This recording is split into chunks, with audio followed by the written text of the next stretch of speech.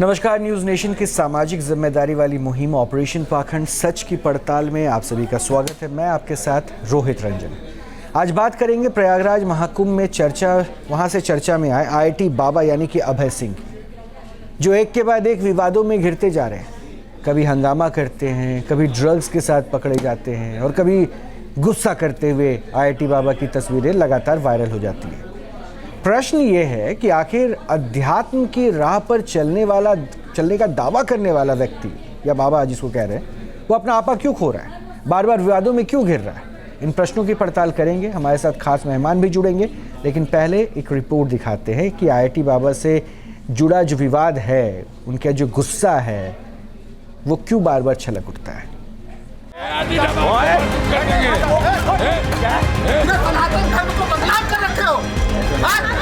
पाकिस्तान का एजेंट है ये, किसका एजेंट हो? कहां से तुमको फंडिंग किया जा रहा है?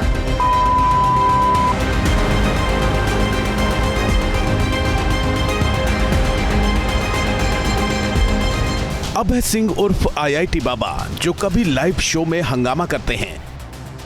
गेट खुलवाइए। नहीं ये गेट भाई देखो नहीं जरूरी है, इसको बहुत जरूरी है। नहीं चलेगी। हाथ पकड़ा। कभी धर्म गुरुओं पर गर्म चाय फेंक देते हैं,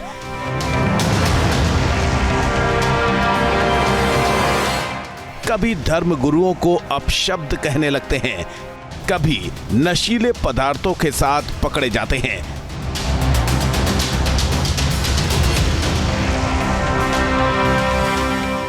कभी नशे की हालत में सुसाइड की धमकी देते हैं,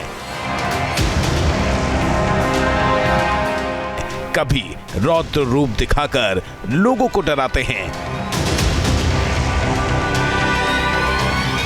कभी खुद को भगवान बताते हैं। जो उन्हें कल्कि या विष्णु अवतार मानने से इनकार करता है, उसे सुदर्शन चक्र और त्रिशूल से काटने की धमकी देते हैं और भगवान मानने वालों की आर्थिक स्थिति सुधारने का दावा करके लुभाते हैं। सवाल यह है कि आईआईटी बाबा के नाम से मशहूर हो रहे अभय सिंह बार बार विवादों में क्यों घिर जाते हैं। वो खुद को भगवान क्यों कहते हैं, जो उन्हें भगवान नहीं मानते उन लोगों पर क्यों भड़क जाते हैं। खुद को संत कहने वाले अभय सिंह की नाक पर गुस्सा क्यों सवार रहता है। आखिर आध्यात्म की राह पर चलने का दावा करने वाला शख्स अपने मन को काबू में क्यों नहीं कर पाता। भाई देखो ये है ना, और ये मीडिया वालों ने ना पूरा प्रोजेक्ट करके किया है। कोई प्रोजेक्ट आईआईटी बाबा का मन कितना चंचल है और वो कैसे भड़क जाते हैं, उसकी बानगी तब भी दिखी जब वो न्यूज़ नेशन के स्टूडियो में आए। इंटरव्यू देने स्टूडियो पहुंचे आईआईटी बाबा हिंदू धर्म गुरुओं को देखते ही भड़क गए थे। मुझे पता था, तो एक मिनट बाबा, तो एक मिनट सुनिए। आप अगर धर्म के प्रचारक हैं तो आपको डरने की आवश्यकता क्या है? हाल तो ये था कि जब एक हिंदू धर्माचार्य ने आईआईटी बाबा को समझाने की कोशिश की तो उन्होंने गर्म चाय ही उन पर फेंक दी थी। क्या बोल रहा है? नहीं गलत बात। क्या गलत बात? तुम मारोगे किसी को? दरअसल अभय सिंह धर्म गुरुओं के सवालों का सामना करने से बच रहे थे। उन्हें डर था कि कुछ प्रश्न उनकी पोल खोल सकते हैं, इसीलिए उन्होंने आपा खो दिया और धर्म गुरुओं को भला बुरा कहना शुरू कर दिया। इसके बाद भी आईआईटी बाबा का गुस्सा नहीं थमा। उन्होंने बदसलूकी का आरोप लगाया और स्टूडियो में ही धरने पर बैठ गए। इस दौरान भी वो उन धर्म गुरुओं पर भड़कते रहे जो न सिर्फ उम्र में बल्कि आध्यात्म के ज्ञान के मामले में भी उनसे काफी बड़े हैं। न्यूज़ नेशन के स्टूडियो में हाई वोल्टेज ड्रामा करने के बाद आईआईटी बाबा जयपुर पहुंचे। यहां भी उनका विवाद ने पीछा नहीं छोड़ा। दरअसल जयपुर के एक होटल में आईआईटी बाबा गांजे के नशे में धुत मिले। पुलिस के सामने बाबा ने माना कि उन्होंने गांजा पिया है। हालांकि जब नशा उतरा तो वो बातों को घुमाते हुए नजर आए। नहीं वो अभी पुलिस की कार्रवाई को अभी तो बर्थडे है ना, आज मैं खुश रहना चाहता हूँ ना आज। कैसे आना हुआ आपका? नहीं आज बर्थडे के लिए खुश रहना चाहते हैं ना। जयपुर कैसे आना हुआ आपका? अयो सब बताएंगे ना, बताएंगे। हालांकि गांजे की मात्रा कम होने की वजह से आईआईटी बाबा को आसानी से जमानत मिल गई, लेकिन जयपुर पुलिस ने आईआईटी बाबा के खिलाफ एनडीपीएस एक्ट के तहत केस दर्ज कर लिया। आईआईटी बाबा यानी अभय सिंह महाकुंभ से चर्चा में आए थे। हैरान कर देने वाले दावे और बयानों के कारण वायरल हुए आईआईटी बाबा के बारे में कहा गया था कि वो जूना अखाड़े से जुड़े हैं। हालांकि जब उन्होंने अपने गुरु और माता पिता के खिलाफ बयान दिया तो उन्हें जूना अखाड़े ने निष्कासित कर दिया। उस दौरान आईआईटी बाबा का संतों के बारे में विवादित बयान भी वायरल हुआ था।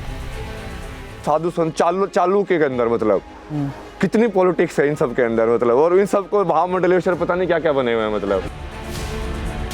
आईआईटी बाबा की मनोदशा कैसी है वो इस बात से समझा जा सकता है कि वो अपने माता पिता पर भी विवादित बयान देते रहे हैं। एक बार तो वो अपने पिता को हिरण्यकश्यप से भी ऊपर बता चुके हैं। गोला लाठी होती है ना, तो आप हरियाणा वाले जानते होंगे, वैसे करके मारते थे ना मम्मी को। वो जो बाप ऐसे क्रोकोडाइल टीएस रोके, मीडिया वाले उनको हीरो बनाते, भगवान बनाते। मैं कहा ये भगवान है तुम्हारा, सही है बेटा, तुम भगवान ही मानो इनको। मतलब हिरण्यकश्यप से भी ऊपर बैठा हो। सवाल यह है कि क्या खुद को संत कहने वाले शख्स से ऐसे आचरण की उम्मीद की जा सकती है? क्या आध्यात्म की राह पर चलने वाला शख्स इतना अधीर हो सकता है? क्या खुद को संत कहने वाले शख्स का बात बात में भड़कना सही है? बड़ा सवाल ये भी कि क्या ज्ञान की कमी को छिपाने के लिए बाबा बार बार गुस्सा हो जाते हैं? आखिर आईआईटी बाबा बार बार गुस्सा क्यों होते हैं? बार बार विवादों में क्यों गिर जाते हैं? क्या आध्यात्म की राह पर चलने का दावा करने वाले शख्स से इस तरह के आचरण की उम्मीद की जा सकती है? आज इन्हीं सवालों पर करेंगे चर्चा। देखते रहिए ऑपरेशन पाखंड, सच की पड़ताल। तो आपने रिपोर्ट देख ली है कि आप अभय सिंह को देखे होंगे कई रूपों में, कई अवतारों में। उस रिपोर्ट में भी आपने देखा। वैसे तो वो बड़ी बड़ी ज्ञान की बातें होती है, लेकिन गुस्सा उनके नाक पे रहता है। मैं कुछ वीडियो और प्ले कर देता हूँ, कुछ वीडियो आपको लगातार मैं दिखाऊंगा। इन वीडियो से आपको ये पता भी चल जाएगा कि अभय सिंह अपना टेम्परामेंट क्यों खो देते हैं। इस प्रश्न को हम क्यों उठा रहे हैं? अगर एक संत है, एक साधु संत है, तो साधु संतों को ये कहा जाता है उनके ऊपर सबसे पहले अपनी इच्छा शक्ति पे काबू करना बहुत ज़रूरी हो जाता है, गुस्से पे काबू करना बहुत ज़रूरी हो जाता है। ये हमारे स्टूडियो का सीन है। अभय सिंह हमारे स्टूडियो में आते हैं। स्टूडियो में प्रश्नों का उत्तर वो अपने शर्तों के साथ देने की बात भी रख देते हैं, और प्रश्नों के उत्तर के साथ साथ जिस हिसाब से वो अपना आपा खोते हैं, ये अपने आप में प्रश्न उठा देता है। क्या ये साधु है, संत है, महात्मा है, या क्या है? ये महाज्ञानी है। इनकी नज़र में सनातन संस्कृति खतरे में है और सनातन को संभालने की जिम्मेदारी इनकी है। यहाँ तक तो ठीक है, कैंपस के बाहर भी अपने इंस्टा लाइव पे अपने फॉलोअर्स को अपनी बातें दलीलें समझाते रहे। इसके बाद भी जब ये नीचे पहुँचते हैं कैंपस के बाहर भी, तो बाहर बैठ के भी पूरा तमाशा करते हैं। जितना हो सके सिंपैथी गेन करने की कोशिश की जाती है। इनके नज़र में सनातन को बहुत बड़ी चुनौती है, सनातन खतरे में है। हमारे तमाम सिस्टम तंत्र जो है, चाहे वो अखाड़ों से जुड़ा सिस्टम हो या फिर हमारे देश के सबसे बड़े एग्ज़ाम यूपीएससी, उससे जुड़ा सिस्टम यानी ब्यूरोक्रेसी, उनके नज़र में वो सब कुछ गलत है। इनके नज़र में शराब का सेवन वो सही हो सकता है, नशा करना सही हो सकता है, और ये यूथ को रिप्रेजेंट करने वाला चेहरा भी बनाते हैं, लेकिन ये अपने गुस्से पे काबू नहीं कर पाते हैं। खैर, ये तमाशे का ही वीडियो आपने देख लिया कि ऑफिस के बाहर वो किस तरह से भीड़ इकट्ठा करके पुलिस वाले को बुलाकर भी बैठ गए। कुछ और वीडियो प्ले कर देता हूँ, कुछ और वीडियो, क्योंकि अब तो ये कैमरा फ्रेंडली हो गए ना, तो कैमरे पे बैठना, बहुत कंपोज होने की कोशिश यहाँ पे कर रहे थे। उनको पता था कि मीडिया के कैमरे इनके साथ है और कैमरे पे ये सब कुछ अपनी एक्टिविटीज़ को रख रहे हैं। हालांकि जो सामने से रिप्रेजेंटेशन गुस्से का हो रहा है उसको भी हम बिल्कुल भी उचित नहीं कह रहे हैं, क्योंकि यह अधिकार किसी को भी किसी के ऊपर गुस्सा करने का नहीं है। लेकिन हम आज बात आईआईटी बाबा की इसलिए भी कर रहे हैं क्योंकि ये अगर सुर्खियों में आते हैं, लोगों को ज्ञान देते हैं, लोगों को आप ये कहते हो कि युवाओं को किस तरह से सनातन के साथ जुड़ना है, किस तरह से कैलकुलेशन सिखाना है सनातन को बचाने के लिए, तो क्या ये भी सिखा रहे हो कि अपना टेम्परामेंट किस तरह से खो देना है, किस तरह से अपने आपा खो देना है, किस तरह से अपना गुस्सा खो देना है? ज़रा इस पहलू को भी हम समझने की कोशिश करेंगे। कुछ वीडियोज़ हम लगातार इस बीच में प्ले करते रहेंगे, लेकिन हमारे साथ जो मेहमान जुड़ रहे हैं उन मेहमानों के साथ भी हम आपको मिलवाते हैं। हमारे साथ इशिका तनेजा हैं, स्टूडियो में मौजूद हैं। हमारे साथ डॉक्टर कपिल कक्कड़ हैं, साइकोलॉजिस्ट हैं। डॉक्टर नवीन कुमार है, साइकोलॉजिस्ट हैं। तो स्वागत है आपका। थोड़ी देर में हमारे साथ महंत नारायण गिरी भी जुड़ेंगे, स्पोक पर्सन है जूना अखाड़े के। दो चार बातें ज़रा मैं IIT बाबा के बारे में यानी अभय सिंह के बारे में बता दूँ। ऑन अ पब्लिक डोमेन ये सबसे पढ़े लिखे व्यक्ति हैं। ऑन अ पब्लिक डोमेन ये शिव के अवतार हैं। ऑन अ पब्लिक डोमेन इनके हिसाब से ये जो क्लेम करते हैं ये कल की रूप में है, कल की अवतार हैं। ये कृष्ण का भी अवतार होने का दावा कर चुके हैं। गुस्सा इनके नाक पे रहता है। मैं कुछ वीडियोस और भी प्ले करूंगा। वैसे तो ये मीडिया के कैमरों के साथ साथ हर सोशल मीडिया कैमरे में बने रहने की कोशिश करते हैं, लेकिन कंफर्टेबल जोन ये अपने हिसाब से तैयार करते हैं और कभी भी इनका गुस्सा फूट जाता है। अब इसके पीछे क्या वजह हो सकती है, क्योंकि कुछ वाक्य हैं जो हमने इनसे बातचीत की ना तो पता चला। प्रोफेसर नवीन, सबसे पहले मैं आपसे शुरू करूंगा। प्रोफेसर नवीन, जब इनसे बातें हमने की ना तो इन्होंने जो बातें जहां से शुरू की, इनकी पर्सनल लाइफ चूंकि इन्होंने पर्सनल नहीं रहने दी, पब्लिक डोमेन पे लाके बताया कि मेरे अंदर ये बदलाव क्यों आया, मैं क्यों संत बन गया। ये अपने आप को साधु संत सब क्लेम करते हैं, बहुत ही ज्ञानी क्लेम करते हैं। इनके मुताबिक घर पे जब ये बहुत छोटे थे ना तो अपने माँ बाप के लड़ाई से इतने आजिज हो चुके थे कि इन्होंने सोचा कि मैं कुछ ऐसा करूं जिससे मुझे दूर रह के पढ़ना पड़े, तो IIT कर लिया। IIT करने के बाद इन्होंने तय किया कि भाई इसमें मज़ा नहीं आ रहा है, कुछ और करते हैं, फोटोग्राफी करेंगे। फिर वो किया। उसके बाद वो कनाडा तक जाके नौकरी करके आ गए, यहाँ दिल्ली NCR में भी जॉब किया। सब कुछ करने के बाद सब कुछ छोड़ दिया। उसके बाद उनको लगता है कि नहीं मेरी ज़रूरत तो सनातन को है और मैं सनातन का प्रचार करूँगा on a comfortable note. Jaipur में अभी जब पुलिस अरेस्ट करती है गांजे के साथ, तो इनका कहना था कि गांजा संत पीता है। तो मैं ज़रा इनकी वो साइकोलॉजी समझना चाह रहा हूँ। ये टेम्परामेंट लूज इतनी जल्दी क्यों कर देते हैं? स्टूडियो की तस्वीर भी आप देख रहे हैं। तस्वीर पर तो मैं नहीं कमेंट करना चाहूँगा, पर मेरी जो समझ है, इतना देखने से जो समझ में आ रही, मैं ये कह सकता हूँ कि इनकी बायोग्राफी को आप समझने की कोशिश करें तो एक रिबेल कैरेक्टरिस्टिक्स इनमें शुरू से ही दिखाई पड़ रहा है। और सनातन, स्पिरिचुअलिटी, रिलीजियोसिटी, ये सब का एक गहरा आप देखेंगे कॉकटेल स्थापित करने की कोशिश कर रहे हैं, जिसमें कि आपको लगता है कि सनातन सिर्फ बोलने से आदमी नहीं हो सकता है। ये इंडिविजुअल का ट्रांसफॉर्मेशन है from bodily identity to a spiritual identity, जहाँ की आदमी ह्यूमैनिटी में डिविनिटी को प्राप्त करता है। और डिविनिटी का जो कैरेक्टर होता है उसका कैरेक्टरिस्टिक्स होता है टॉलरेंस, उसका कैरेक्टरिस्टिक्स होता है पीस, उसका कैरेक्टरिस्टिक होता है डाइवर्सिटी, अप्रिशिएटिंग माइंडसेट। तो इनको देख करके तो खास करके अभी तो ऐसा कुछ भी प्रतीत नहीं हो रहा है। और ये जो आप सोशल मीडिया से स्पिरिचुअलिटी को डिफाइन करने की जो प्रक्रिया चल पड़ी है कि मेरे इतने नंबर ऑफ फॉलोअर्स है इसलिए मैं सनातन धर्म का एक बहुत बड़ा धर्मगुरु हो जाऊंगा, यह भी एक मतलब एक विरोधाभासी चीज़ है। तो एक इंटरनेट का गुरु होना और स्पिरिचुअल गुरु होना दोनों अलग अलग चीज़ है। और टेलीविज़न चैनल पर भी बहुत दिन भर वाणी देना और अपने आप को स्पिरिचुअल क्लेम करना, ये भी एक अलग चीज़ है। तो कई बार आप देखेंगे जब सोशल मीडिया के प्रोसेस से अपने आप को प्रोपेगेंडा किसी का हिस्सा बन जाता है कि हम स्पिरिचुअल अपने को बोले अथवा नहीं बोले, और उनको एक अपना जो पॉपुलैरिटी है वो उनको उसकी इमेज बॉन्डेज बना लेता है कि मैं इतना पॉपुलर।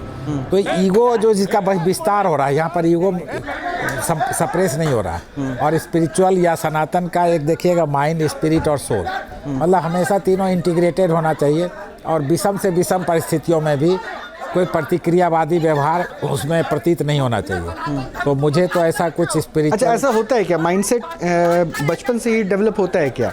या फिर आपका एग्रेशन वो घर पे होने वाले झगड़े असर डालते हैं? कभी भी जब आप चीज़ों को अपने अनुसार नियंत्रित करने लगे, और जबकि हमारे सनातन धर्म में हमेशा होता है कि ईगो फ्री, मतलब यू आर निष्काम कर्मा कहती, जो आपको मतलब कोई आइडेंटिटी दे रहा है, पहचान रहा है, you do not validate yourself by the validation of. यहाँ जब देखेंगे मिलियंस ऑफ फॉलोअर्स हमारे हैं और इसी को आप अपना यदि पहलू बनाते हैं कि मेरी पहचान का हिस्सा, तो हमेशा ये जो पहचान का हिस्सा ही ये है आंतरिक खोज, इसे journey inside not journey outside. और जो भी आप दिखा रहे हैं ये पूरा एक सोशल मीडिया और टेलीविज़न चैनल्स में अपने आप को पॉपुलराइज करने का मुझे अपनी सीमित जानकारी के हिसाब से एक ड्रामा दिख रहा है। अब इसको बहुत विद्वान बहुत तरीके से इंटरप्रेट करेंगे, लेकिन मेरी जो अपनी समझ है उसके हिसाब से तो ये एक प्रोपेगेंडा का तरीका है।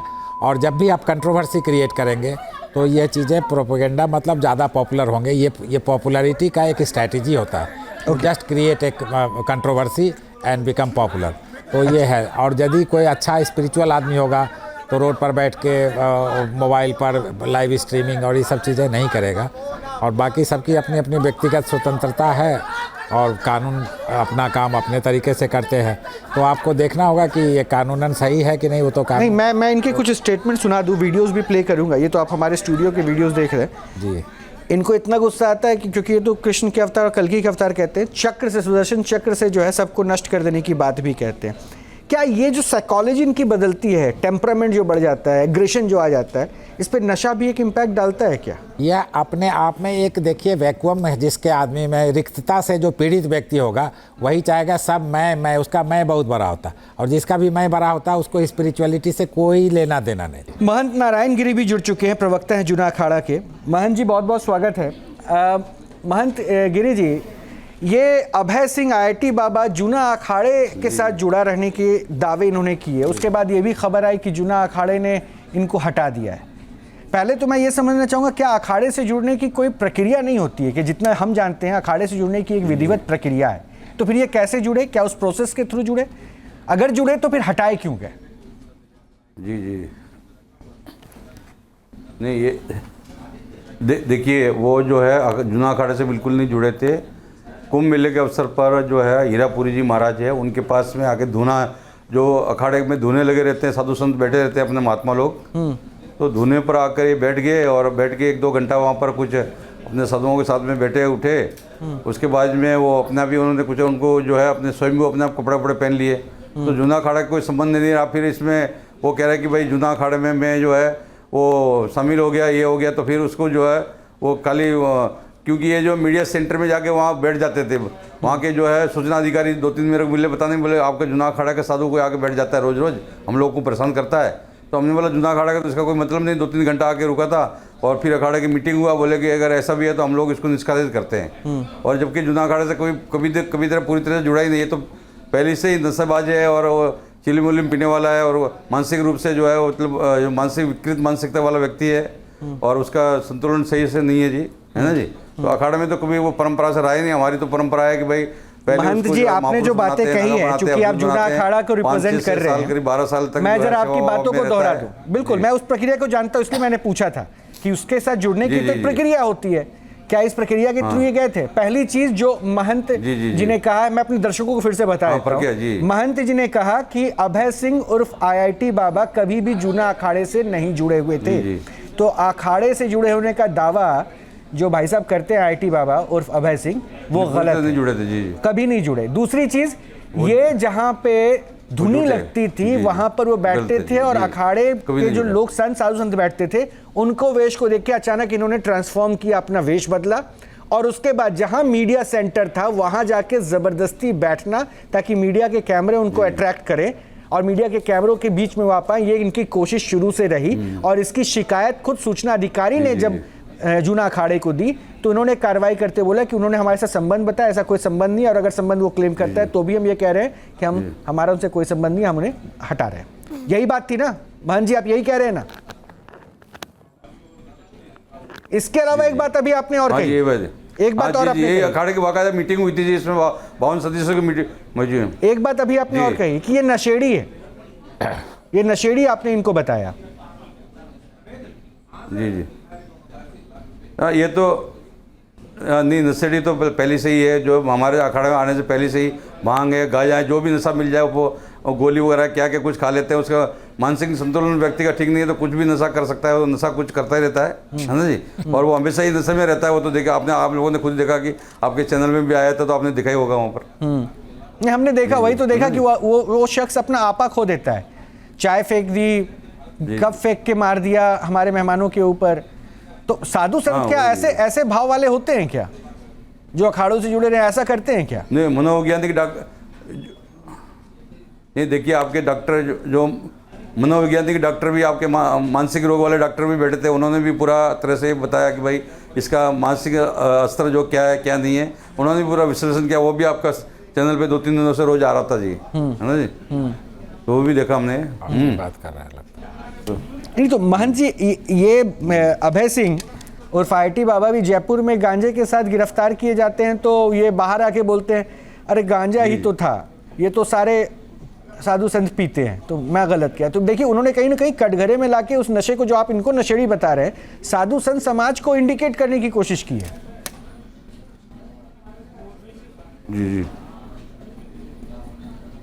जी, ऐसा है कि एक तरह से देखिए कि मान लीजिए कि ऐसे बहुत से महात्मा लोग, संत महात्मा हिमालय में रहते हैं और बहुत साधना करते हैं अपना, और वो कुछ मतलब ऐसा है कि इसमें कोई भी सभी साधु संत जो है ऐसा नहीं है कि भाई इस तरह से जो है सभी साधु संत जो है इस तरह में कोई साधु संत, मैं ये नहीं बोलता हूँ कि भाई सभी कोई भी नहीं पीता है, ऐसा मैं नहीं कहता हूँ।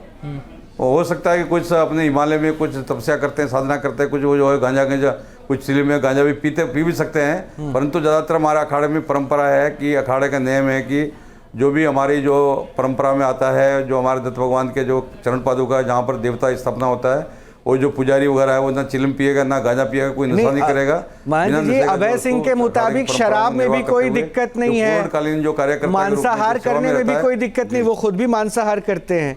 तो मैं इनको साधु की श्रेणी में रखूं या संत की श्रेणी में रखूं? फिर मैं पूछूं कि भाई साहब को गुस्सा क्यों आता है? जी जी, नहीं मैं तो कहता हूँ कि ये साधु तो किसी तरह से नहीं, शैतान की श्रेणी में रख सकते हैं कि ये जो है शैतान के रूप में हो सकता है कि राक्षस की भूमिका जो है, राक्षस की प्रवृत्ति जो है, हमारे में तामसिक गुण वाले होते हैं ना, जो राक्षस प्रवृत्ति के लोग होते हैं, तो उसको जो है शैतान की गिनती में रख सकते। साधु तो किसी भी दृष्टि से नहीं है ये जी। नहीं वो आप पता नहीं आप कैसे कह रहे हैं, क्योंकि उनके मुताबिक वो तो शिव के अवतार हैं, कल्कि के अवतार हैं, वो कृष्ण के अवतार हैं।